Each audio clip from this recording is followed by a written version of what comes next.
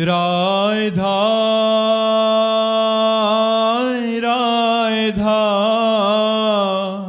राधा राधा राधा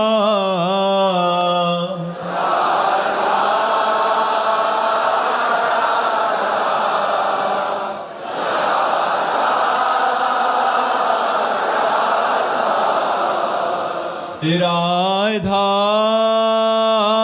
राधा राधा राधा राधा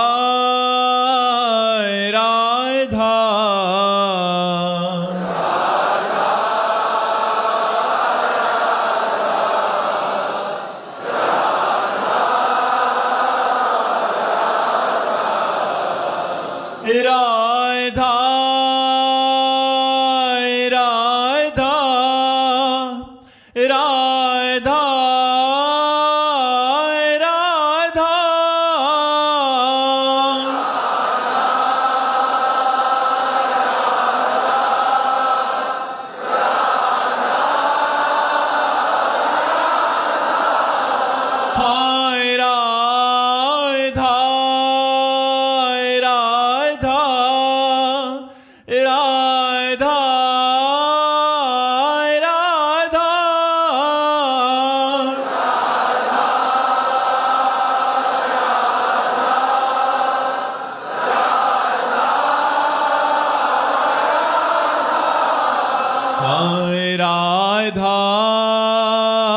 राधा राधा राधा राधा राधा राधा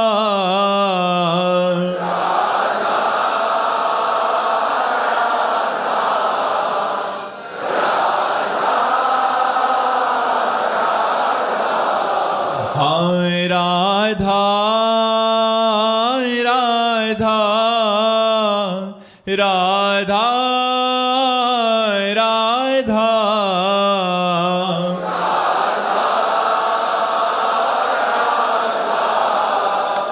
राधा राधा श्री राधा वल्लभ लाल की, समस्त संत हरि भक्तन की, श्री वृंदावन धाम की, सद्गुरुदेव भगवान की। बलवीर कौर जी, वाहिगुरु जी का खालसा। महाराज जी, वाहिगुरु जी की फतेह।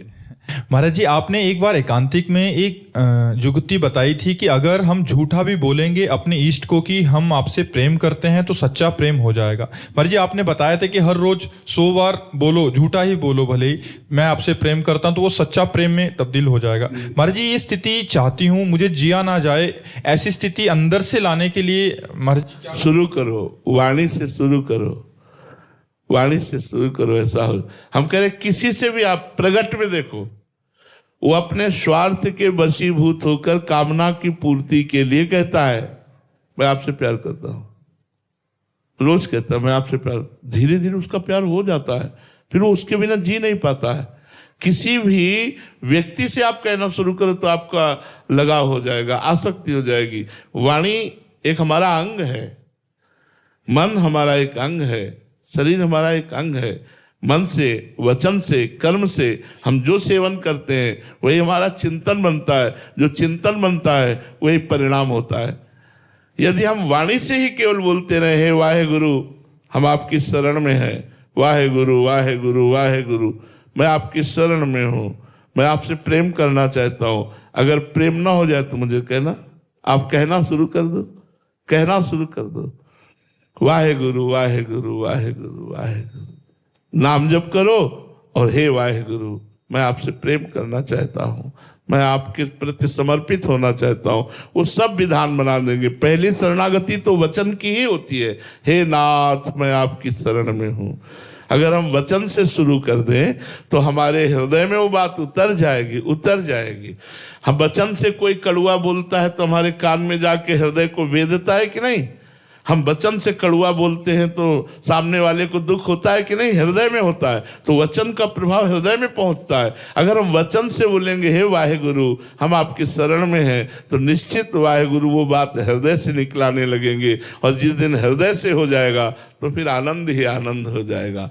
वाहेगुरु और आप दो अनुभव नहीं करेंगे, आप गायब हो जाएंगे, केवल वाहेगुरु ही रहेंगे। वाहेगुरु, तन वाहेगुरु, मन वाहेगुरु, प्राण वाहेगुरु, जीवन वाहेगुरु, श्वास श्वास वाहेगुरु। जी मंजू जिंदल जी हापुड़ से। राधे राधे महाराज जी। महाराज जी, आत्मज्ञान क्या है और इसे कैसे प्राप्त कर सकते हैं? अपने जो माने हुए तीनों शरीर हैं,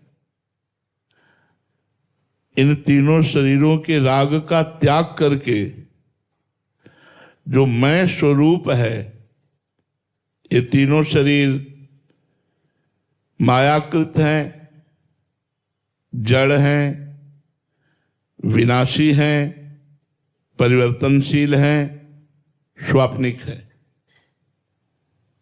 जो मैं है वो एक है, चैतन्य घन है, अविनाशी है, आनंद स्वरूप है, और वो मेरा स्वरूप है, वो मैं हूं।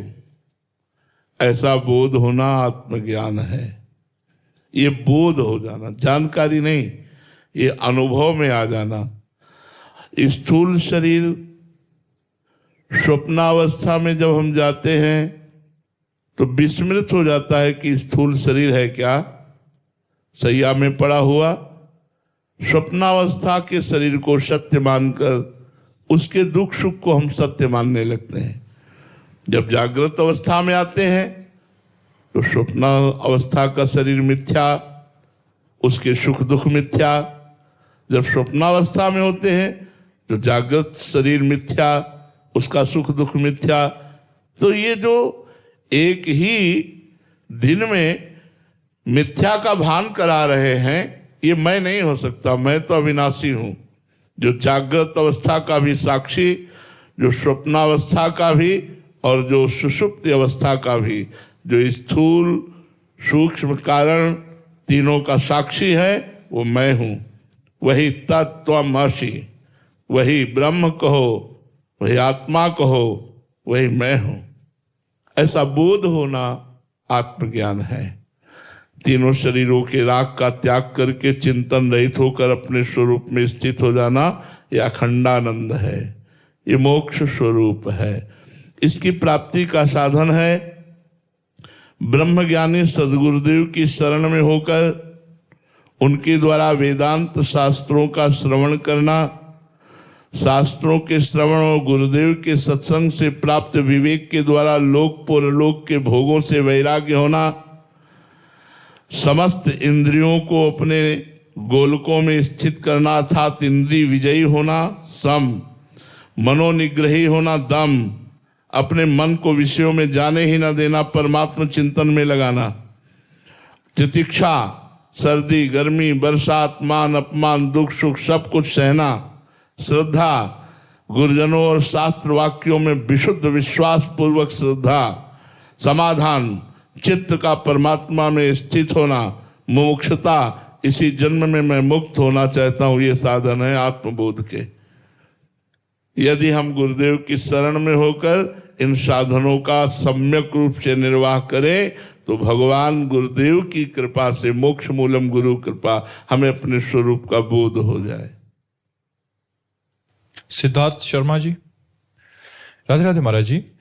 महाराज जी, विचारों की शून्यता, कोई भी विचार ना आए, ऐसी स्थिति, विचारहीन स्थिति, जो स्थिति वाला महापुरुष है उसकी स्थिति अंदर की क्या होती है महाराज जी? क्या विचार ही नहीं आता या क्या होता है महाराज जी? दो प्रकार के होते हैं। जो ज्ञानी होते हैं, अष्टांग योगी होते हैं, उनकी विचारहीन स्थिति ऐसी रहती जैसे गाढ़ सुषुप्ति।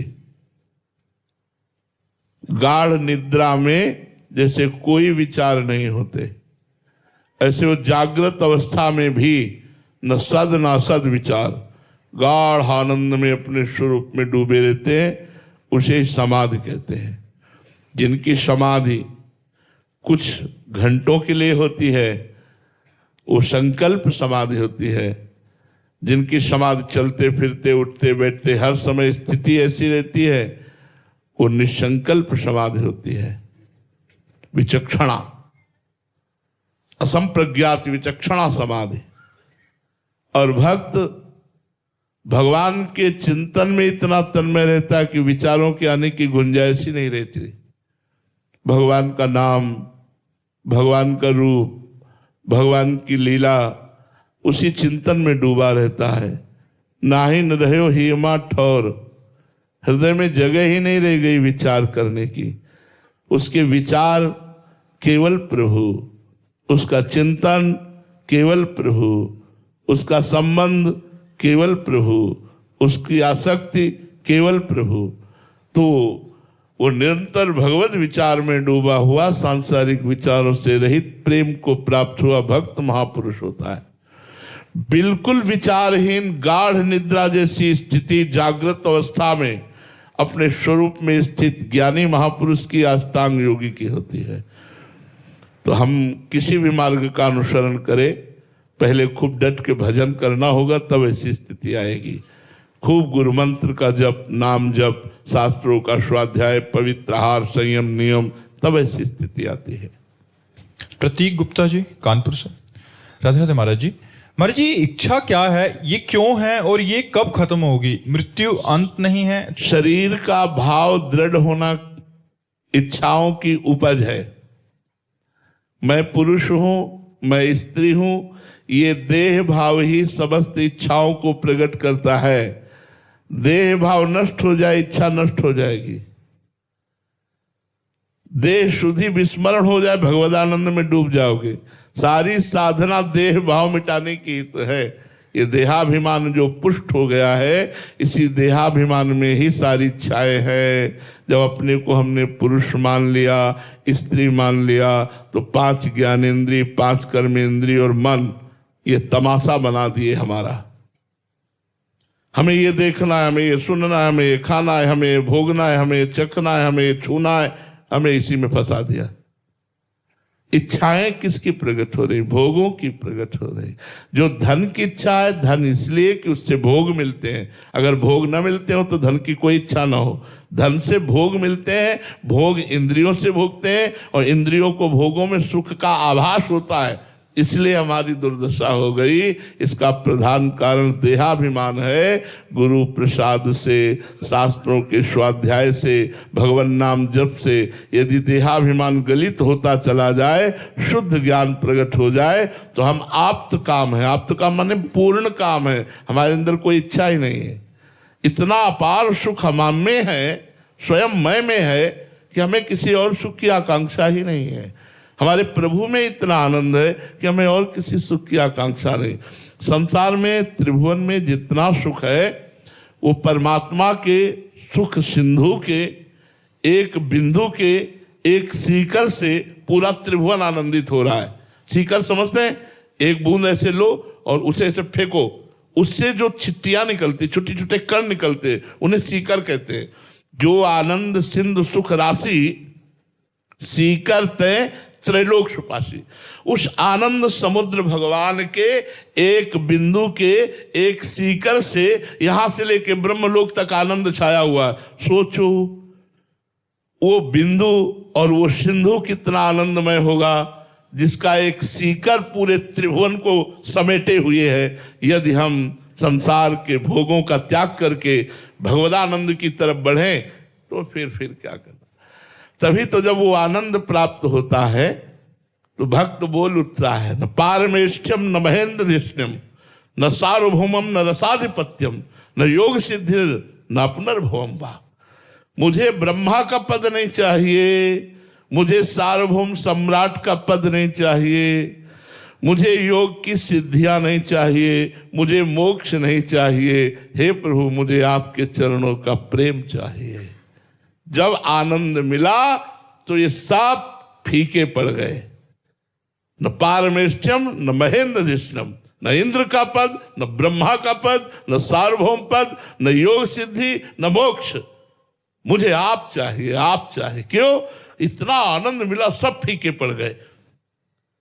तो जब तक हमारा शरीराभिमान है और अपनी इंद्रियों से विषयों को भोगने में सुखाभास में लगे हुए हैं, सुखाभास इसे कहते हैं, थोड़ा शब्दावली अरुचिकर है। एक कुत्ता सूखी हड्डी को लेता है, दूसरे कुत्तों को देखकर सोचता है कहीं मेरा स्वादिष्ट आहार छीन न ले, भाग के जाता है और एकांत में उस हड्डी को खाने की चेष्टा करता है। उसके गलफरों से खून उस हड्डी में दिखाई देता है, वो समझता है इस हड्डी में रस है और बार बार उस हड्डी को, बस यही दशा है।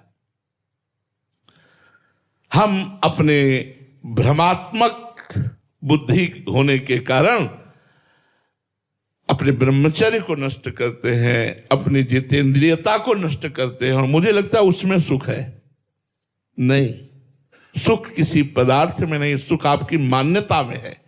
ध्यायतो विषयान पुंसास संगास तेषुपजायते, संगास संजायते कामा, कामात क्रोधो भी जायते, क्रोधात भवति सम्मोहा, सम्मोहा स्मृति विभ्रमा, स्मृति भ्रंशात बुद्धिनाशो, बुद्धिनाशात प्रणश्यते। विषयों का ध्यान अगर ना हो और फिर विषय को भुगाया जाए, अगर उसमें सुख की अनुभूति हो तो मुझे बता दो।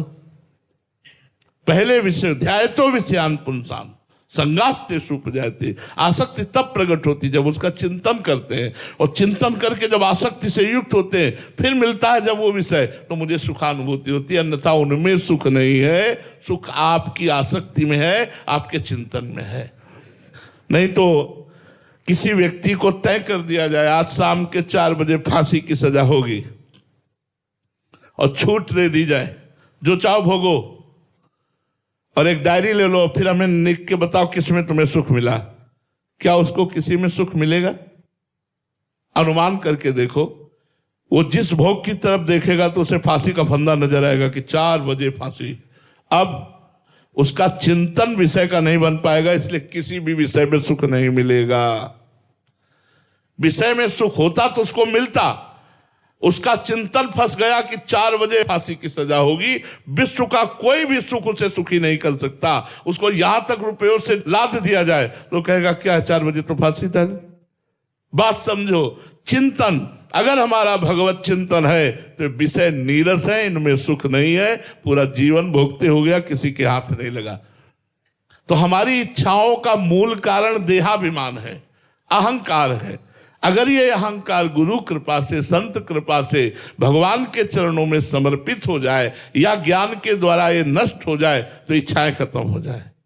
इच्छा ही न जागृत होगी, इच्छा ही न, जैसे भूमि के बिना बीज नहीं उदय होता, ऐसे अहंकार के बिना इच्छा नहीं होती। देहाभिमान ही वो भूमि है जिसमें इच्छाओं की चाहत प्रकट होती है। मुझे ये भोगना है, मुझे ये देखना है, मुझे ये सूंघना है, मुझे ये बनना है, मुझे ये पाना है, वो पाना है, ये किया वो किया। अहंकार विमूढ़ात्मा करता हमिति मन्यते, मैंने ये किया, मैं करूंगा, ये भोगा, ये भोगूंगा, इसी में पूरा जीवन नष्ट हो जाता है। माही कौर जी गुरुग्राम से। राधे राधे महाराज जी। महाराज जी, संतों के दर्शन की बहुत महिमा शास्त्रों में कही गई है। महाराज जी, संत दर्शन से क्या मुक्ति संभव है? केवल फिर संत ही दर्शन होने चाहिए और दर्शन नहीं होना चाहिए। आओ, इस बात में आओ। जैसे अपने गुरु को माना कि मेरे गुरुदेव, तो फिर अखंड मंडलाकारम व्याप्तमेन चराचरम, चर अचर में मेरे गुरुदेव व्याप्त मोक्ष को प्राप्त हो जाओगे। एक को मानकर अनेक में, अनेक को मानकर एक में, चाहे जिसको मान लो, चाहे भगवान को मानो या संत को मानो या गुरु को मानो, ये सिद्धांत लाना पड़ेगा। यो माम पश्यति सर्वत्र सर्वम च मयि पश्यति तस्याहम न प्रणश्यामि सच में न प्रणश्यति। सब में वही है और वो एक में है, एक में सब है और सब में एक है। जब तक ये सिद्धांत नहीं तब तक मोक्ष प्राप्त नहीं हो सकता।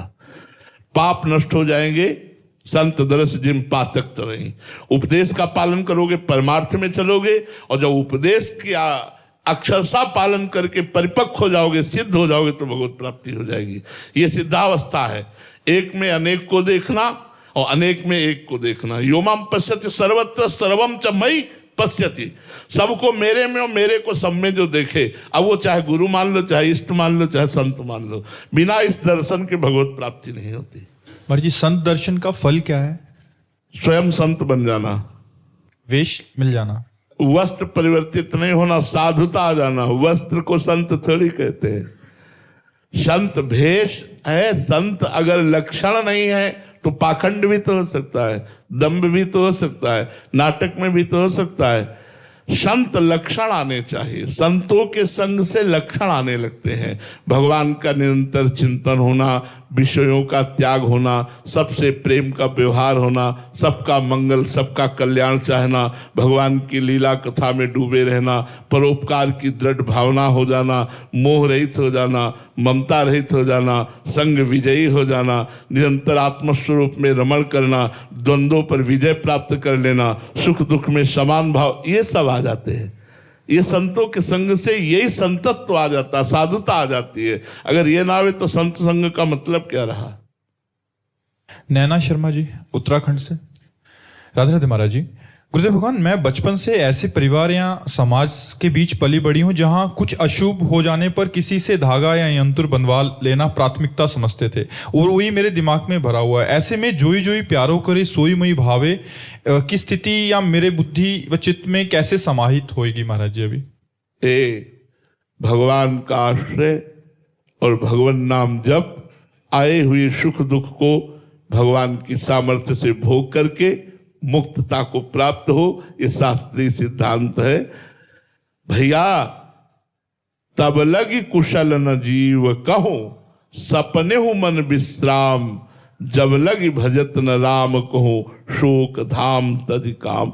जब तक भगवान का भजन नहीं करोगे, धर्म से नहीं चलोगे, अच्छे आचरण नहीं करोगे, तो कोई भी धागा, कोई भी जंतु आपको बचा नहीं पाएगा, आपकी रक्षा नहीं कर पाएगा। और जिसका रखवाला वो है तो कोई भी अशुभ उसका बिगाड़ नहीं सकता, कुछ नहीं बिगाड़ सकता।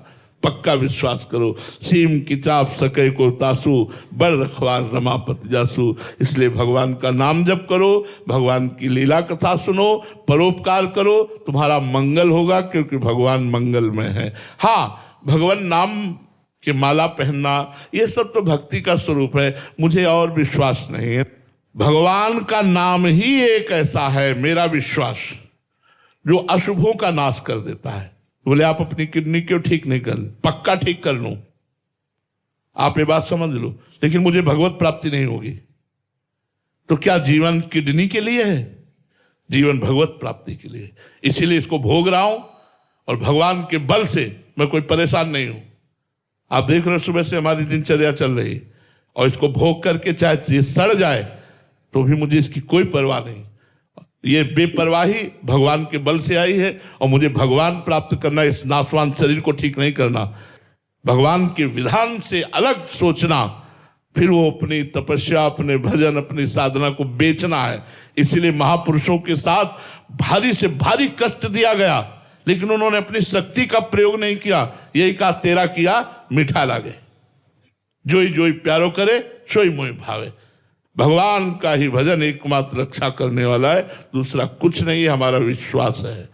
आप लोग देख लो करके। एक आदमी हितधाम में देखा, कई छल्ले पहने थे, हमने कहा ये क्या? बोले घोड़े की नाल की अंगूठी।